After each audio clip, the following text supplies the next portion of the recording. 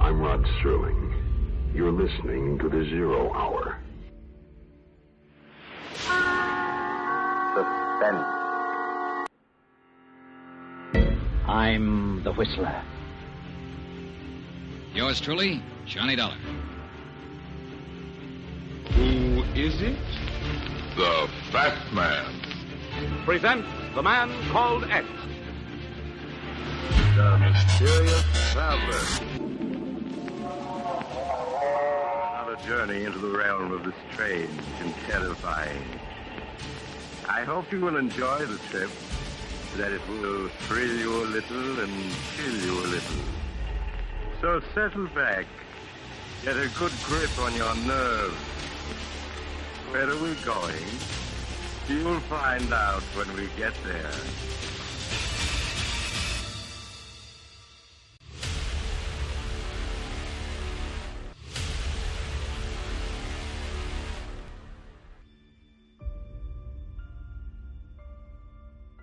Hello everyone, and welcome to Drama and Theater, brought to you by Duane Old Time Radio.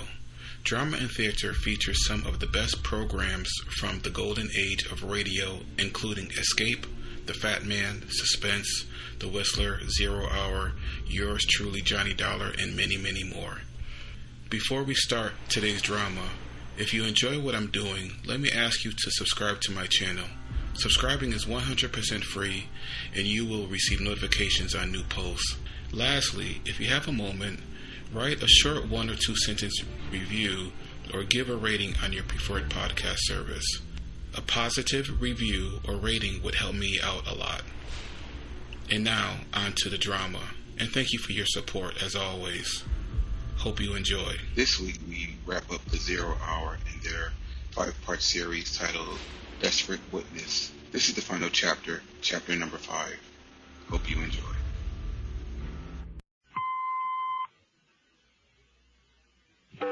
I'm Rod Serling. You're listening to the Zero Hour. Rest your eyes.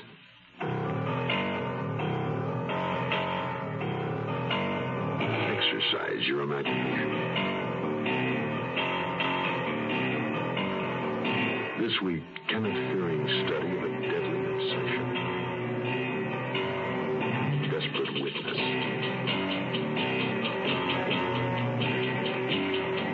Starring Richard Crenna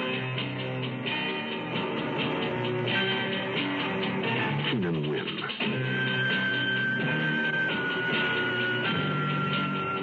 And Julie Adams.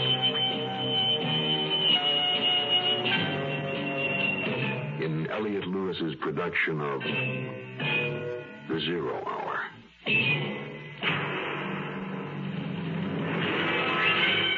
The Mutual Broadcasting System presents The Zero Hour.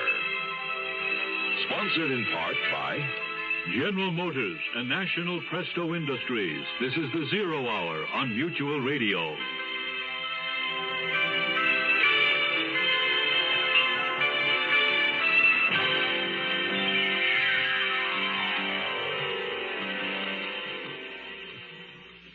George Stroud, a man in the middle, trapped by his own knowledge of events and the unrelenting hands of time. He is a prisoner on the 26th floor, pursued from below by those who would identify him, leaving his only avenue of escape, the floors above, where waits the man he knows to be the actual murderer. For George Stroud, time is running out. In a moment, the conclusion of Desperate Witness. But first, this word. Life is a thread, one delicate dream. Don't stretch it, don't break it. For life can be long and life can be strong, and that's the way to make it. Problem drinkers who drive cars were responsible for the deaths of 18,000 people last year. Men, women, children, babies, and very often themselves. More than 40 people every day. Life is a thread, one delicate dream. Don't stretch it, don't break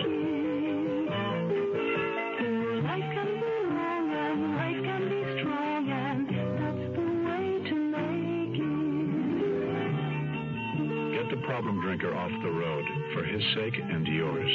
Write to Drunk Driver, Box 1969, Washington, D.C. We'll tell you how you can help. A public service message on behalf of the U.S. Department of Transportation.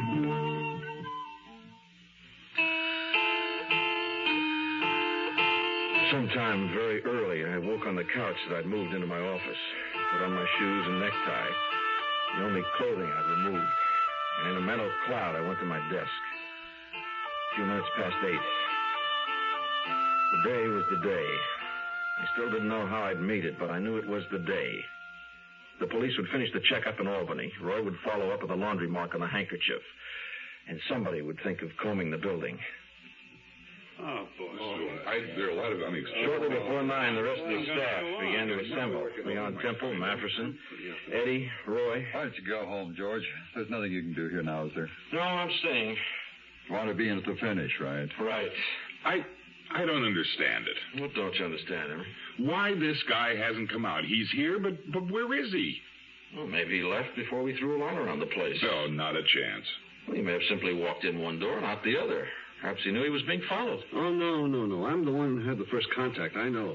That porter followed him right to the elevator. He took an express. He could be anywhere above the 18th floor. For all we know, he's somewhere up here in our own organization. But what can we do about it? He'll show. I thought time was of the essence. It is. Oh, what is it, Roy? Huh? What's the matter? That painting.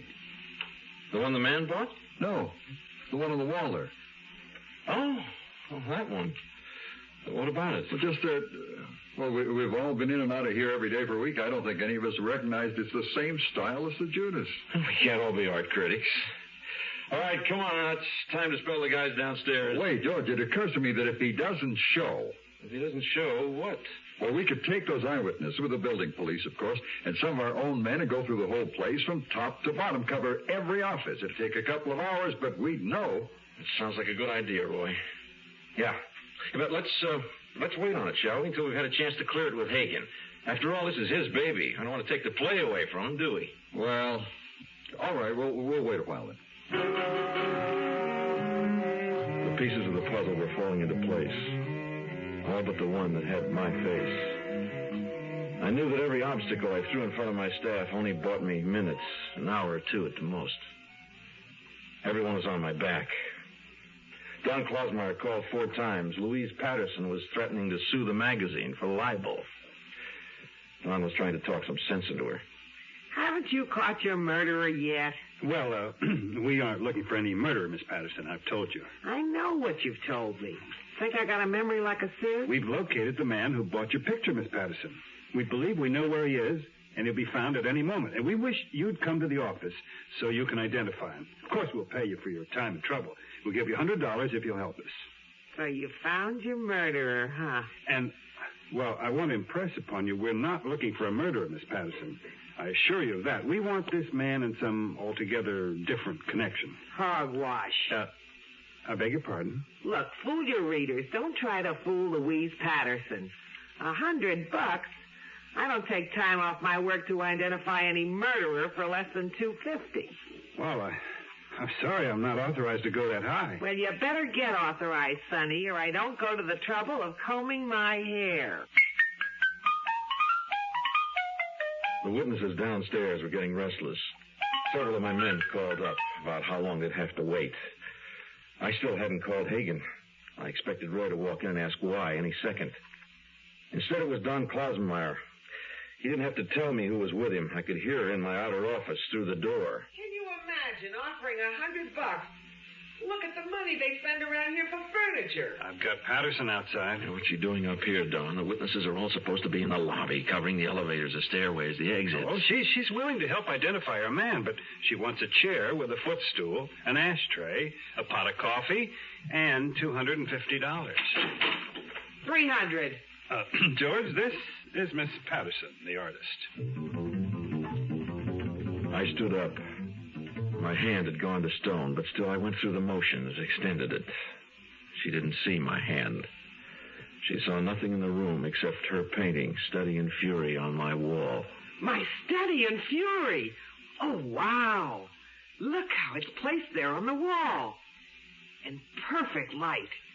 And that frame's got real taste. Well, I admire all of your paintings, Miss Patterson. Well, it's refreshing to find someone in this cheapskate organization who appreciates the finer... Her eyes turned straight on me. She knew who I was.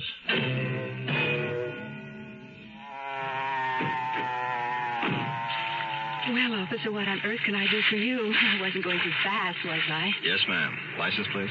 Here. It says here on the license, ma'am, you wear corrective lenses. Oh, those. Well, where are they, ma'am? Oh, I wore those when I was nearsighted. But would you believe that by not wearing glasses, my eyes have grown stronger? No, ma'am. Well, officer, I'll just prove it to you. The license on your car is P77548. I know, ma'am, but that's 10 feet away. What about that sign down the road there? How can you expect me to read anything that far away? Ma'am, even if you have 20/20 vision, driving 60 miles an hour, you've got just 4 seconds to read that sign. Half that if it's at night. Okay, officer, I'm guilty. Give me my ticket. Look, I'll tell you what, ma'am. If you have your glasses with you, put them on, and I'll let you off with just a warning. Oh, I do have them. There, how's that look? Very pretty, ma'am. Now read me that sign down the road. Okay. It says, road ends 500 feet. Oh, no. This message was brought to you by the General Motors Corporation. We'll return to our story in a moment. Yes, land is your land. This land is my land. From California to the New York Island.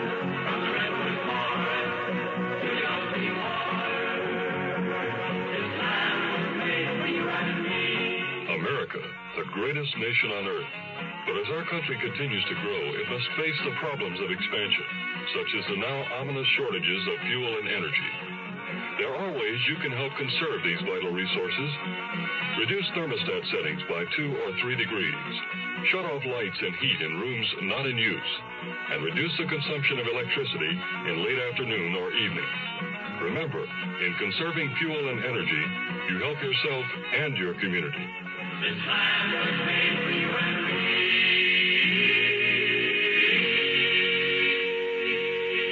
Service message is presented by the President's Office of Emergency Preparedness and the Office of Consumer Affairs.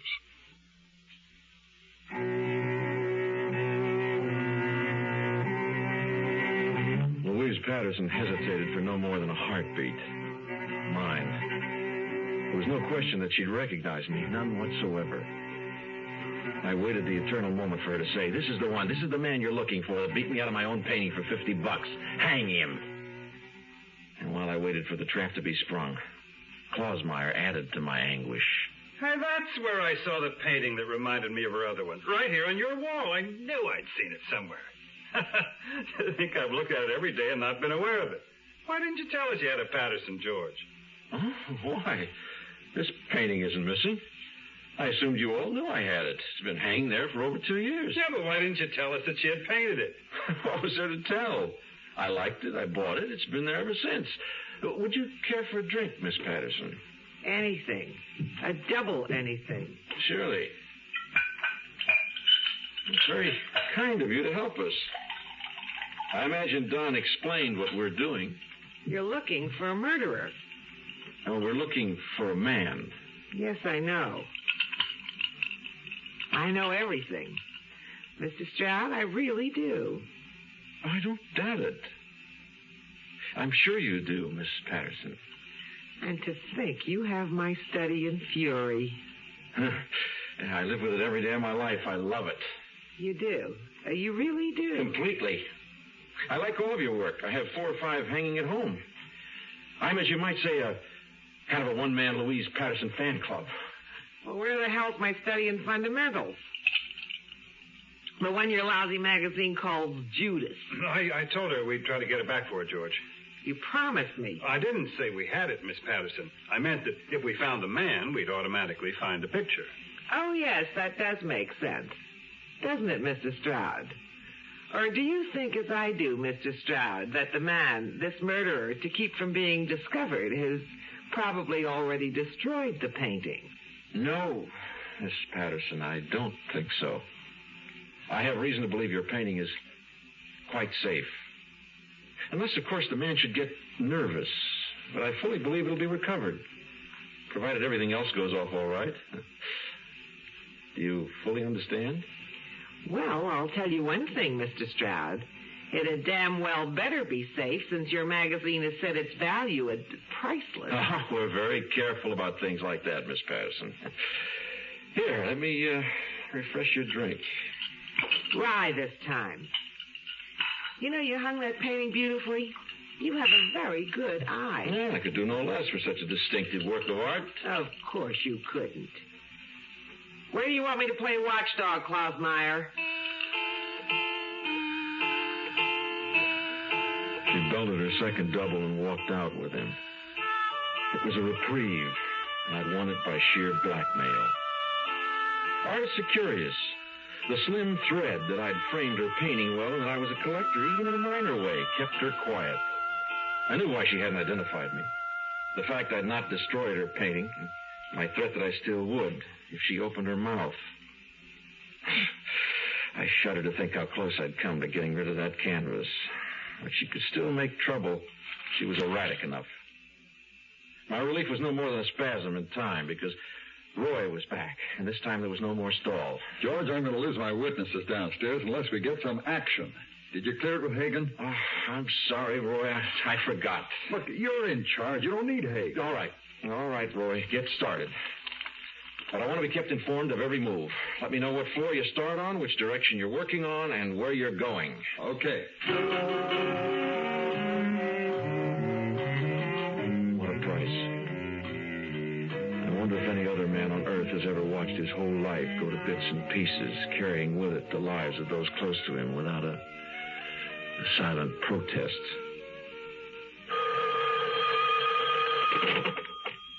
Stroud. Roy here. We're on the 18th floor now. All exits closed, all down elevators being stopped for inspection. There's just one way to go. Up. There were bulletins from floors 19, 20, 21. 5 floors till they would get to me. As the distance narrowed, the time shortened. I could only reach out to one person. My wife.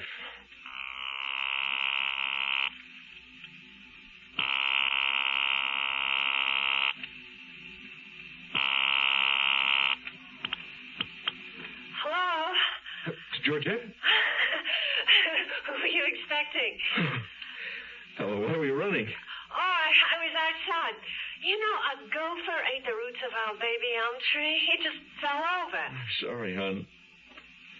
I'll get you another one, huh? Oh, I'm so sorry. George, it's not that important. You sound so worried. It's just a gopher in a tree. Yes. George, what's wrong?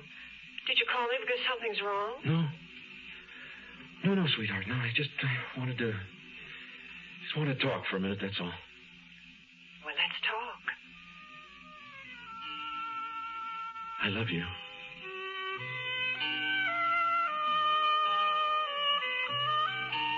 After I hung up, I sat there. Where would I go now? What would I fight with? I had to make one last desperate effort to put it all together. To survive.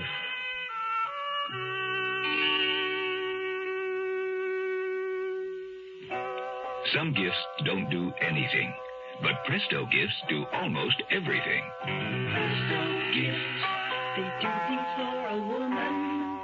Give her the Presto slow cooker. It browns the meat, then simmers the complete meal for her for hours, even while she's gone all day. No watching or stirring. Presto gifts, they do things for a woman. Give her a Tilton Store portable range, the lightweight electric range she can take anywhere, and she can tilt it up for compact and easy storage. Presto gifts, they do things for a woman. Give her Presto's Create and Serve pan, the all-in-one pan that cooks and serves almost any dish, from stews to fondues, right at the table. This year, give the gifts that do almost everything.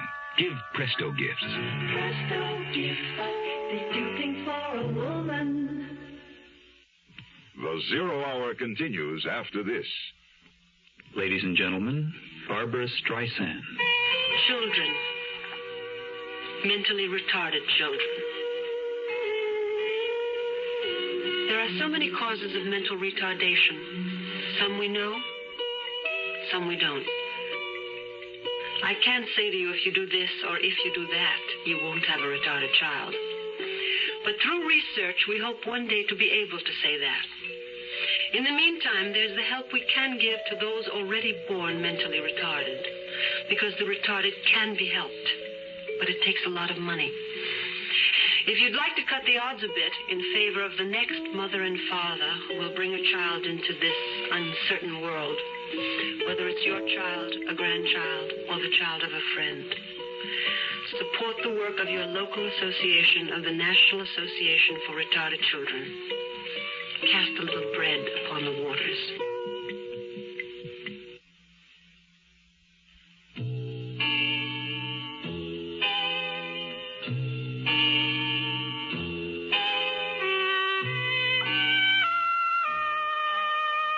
Apparently, I'd stayed longer on the phone with my wife than I thought. The phone hadn't been in its cradle more than 10 seconds when there was another bulletin from Roy. We're starting the 22nd floor now, George. That's fine, thanks. The choice was simple. It was Janet or me. I got up out of my chair and I headed to the elevator with a half-formed idea that there might be some safety in the very heart of the enemy's territory. Steve Hagen's or Janet's offices on the 32nd floor. Inside the elevator, I punched the button. I was alone. The steel box, a momentary haven. I leaned against the wall and I closed my eyes and I tried to shut it all out. I heard the doors open, stepped out, and I started toward the executive offices. But these weren't the executive offices. This was the accounting floor, the 22nd floor. Without realizing it, I'd punched the wrong button and I'd gone down. I could hear their voices coming up the stairwell. I raced back to the elevator and I punched the up button. Hey, someone get in the elevator. I held my finger on the button, but the elevator didn't move. I could hear them through the door. He went in here. I saw him. Did you recognize him? No, I didn't. After an interminable moment, I was going up. Even though no one had recognized me, I got off at the 31st floor, I punched the elevator down, and I walked up to the 32nd. I had to sit in Hagen's outer office. Janet was inside, but the secretary refused to announce me. Big conference going on. I waited, pacing all the time up and back in the reception room, wondering what floor the pack had reached by now. I was looking out the window when I heard a door open. For a moment, I thought they reached here. It was Steve Hagen. George, I've been trying to reach you. Come on in. In Hagen's office, besides Hagen, the office held Earl Janeth, several big stockholders, editors, lawyers for both sides, and Fred Steichel, managing editor of Jeanette Donahue. All of them looked slightly embarrassed, except Steichel, who seemed apologetic, and Janeth, who radiated more than his customary assurance. He came forward and he heartily shook my hand. And I saw that the self-confidence was instead nervous tension mounting to near hysteria. George, I'm very glad to see you. You can frame what I'm about to say on paper and issue a bulletin to the entire staff. I'm terribly sorry I couldn't have had the pleasure of speaking to each and every one of them personally.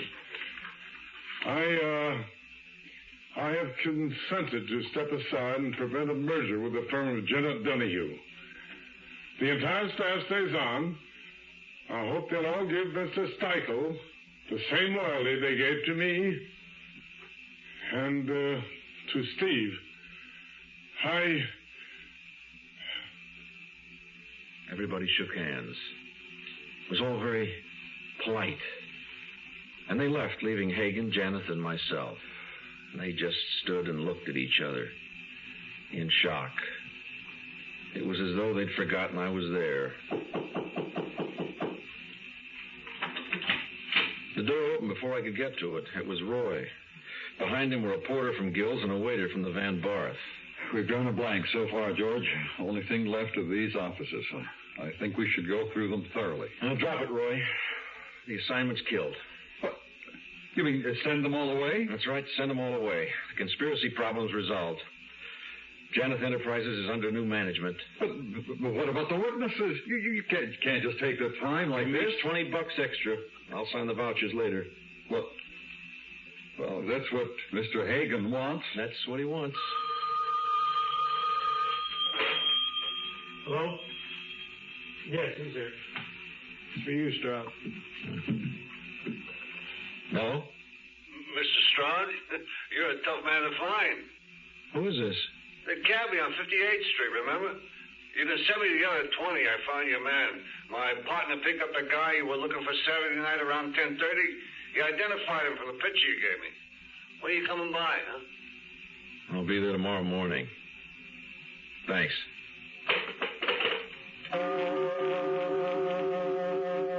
During my conversation on the phone, Janeth, as though sleepwalking, had gone into his own office. I started toward it. Don't go in there, Stroud. Let him alone. All right, Steve. Then you tell him. There's a certain cabbie on 58th Street who identified Janeth as the fare he took from there to your address just minutes after Pauline Dulles was murdered. There's no alibi.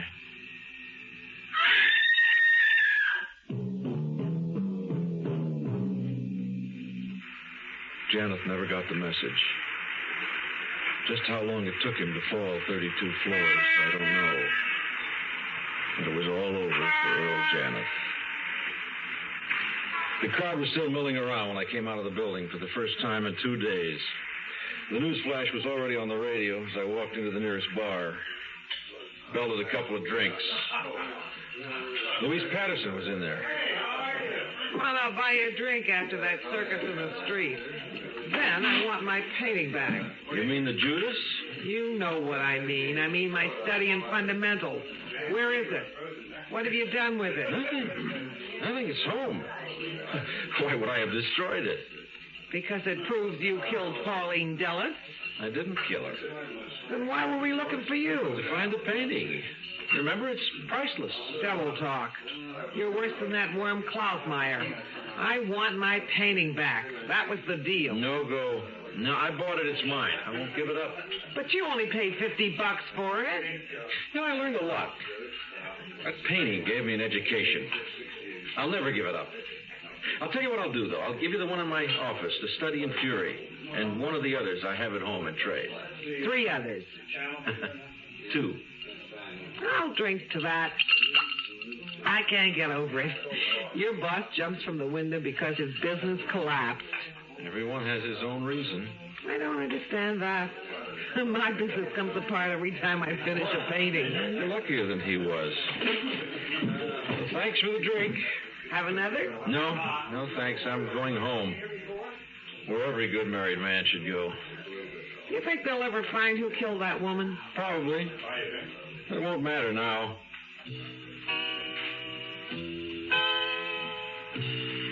I stepped outside. I took a long, deep breath, and I headed for my car.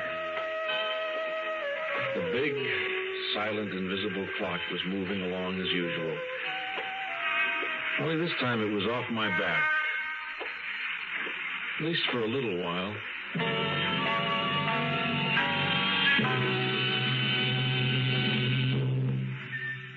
You are listening to Mutual's presentation of The Zero Hour. Did you say God? Well, I know him by everything you say and do. Did you say God? Well, I've seen him every time I look at you. He's touched you with his love and with his truth. Don't look any further. You want his proof.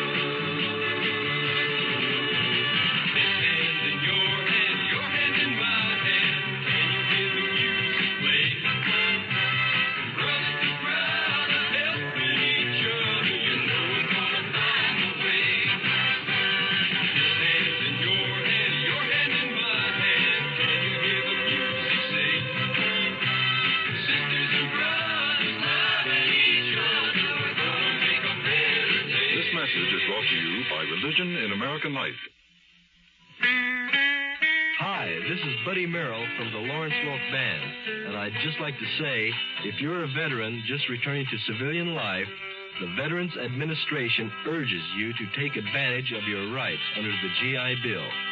If you need additional education, you may have as much as 36 months of schooling coming to you. If you haven't finished high school, you may do so and still have your full GI school time coming to you for college or other education. You get paid every month while you work toward your diploma. So, why not get on with that GI schooling? Don't let the opportunities that could be yours pass you by because you aren't prepared. Don't let the rights you earn while in uniform go unused.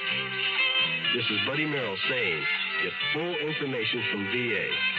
Get started in school under the GI Bill and follow the road to success that millions of veterans have taken.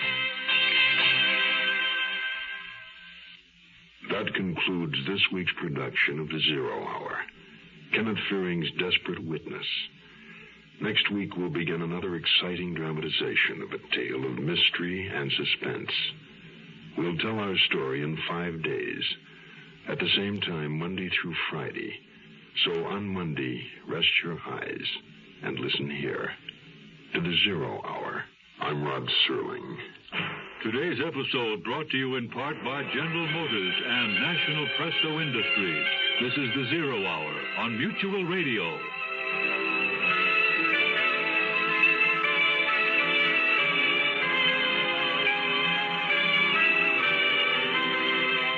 You have been listening to The Zero Hour, a presentation of the Mutual Broadcasting System in association with Hollywood Radio Theater. Heard every weekday at this time. Rod Serling is your host. Zero Hour is produced and directed by Elliot Lewis. The Hollywood Radio Theater theme was played by Ferranti and Teicher and is now available on United Artists Records and Tapes. Hugh Douglas speaking. Tune in Monday, and once again, rest your eyes and listen here to The Zero Hour. This is the Mutual Broadcasting System.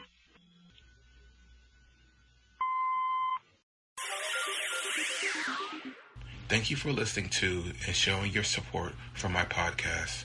If you would like to receive notifications of when new episodes are posted, please subscribe to my channel. Subscriptions are 100% free, and they really help me get an idea of how I'm doing.